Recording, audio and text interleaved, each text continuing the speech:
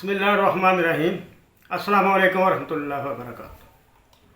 मोहतरम नाज़रीन, आज ख़वातीन के लिए एक नुस्ख़ा मैं आपके सामने पेश करूँगा।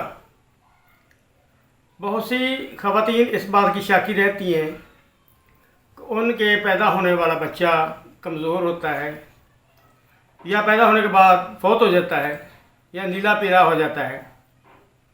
असल में होता ये है कि जब फर्टिलाइजेशन होती है तो जो स्पर्म होता है वो कमज़ोर होता है। जब स्पर्म कमज़ोर होता है तो इसके नतीजे में बनने वाला फीटस भी कमज़ोर रह जाता है। उसकी ज़िंदगी के चांसेस उतने ही कम हो जाते हैं। इस बीमारी को हम लोग अठरा कहते हैं। या ऐसा होता है कि रहम कमज़ोर होता है, यूट्रस कमज़ोर होता है, तो इस वजह से भी चूँकि औरत की सेहत कमज़ोर है और वो फीटस जो है, बच्चा जो है, वही कमज़ोर पैदा होगा।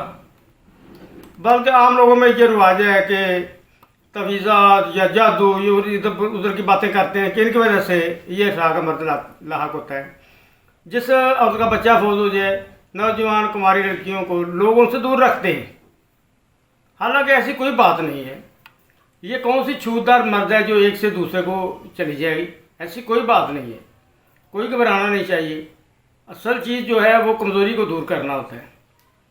तो आज मैं इंतहाई आसान नुस्खा आपकी खिदमत में पेश करूँगा ताकि वो ख़वातीन जो इस मर्द का शिकार हैं वो इंशाअल्लाह बेहतरीन सेहत की हामिल हो जाएंगी।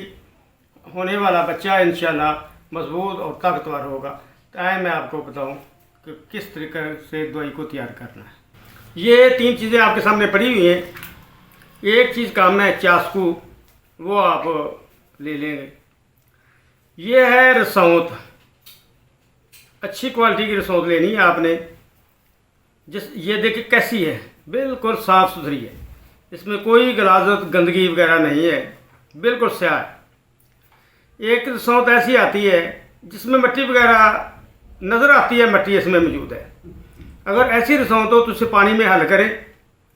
जो पानी में हल हो जाए तो जो गंदगी है वो नीचे बैठ जाएगी, ऊपर वाला पानी निसार लें और उसे बात पे खुश कर लें, तो आपकी खालिस रसौंत हासिल हो जाएगी। ये 100 ग्राम ले लें। ये गंधक आंवला सार है, इसे भी आप मुसफ़ा कर लें।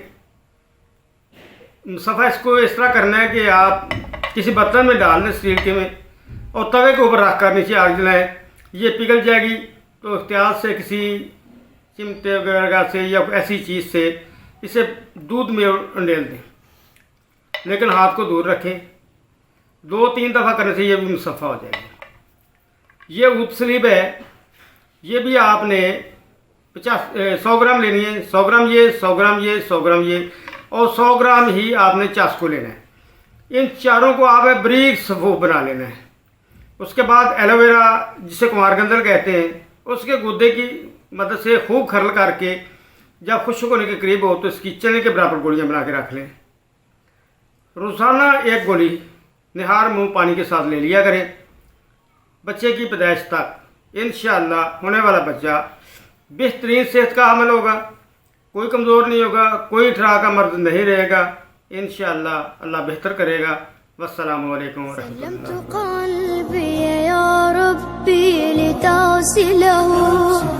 रफ़अतहू लक मिन खौफ़ी।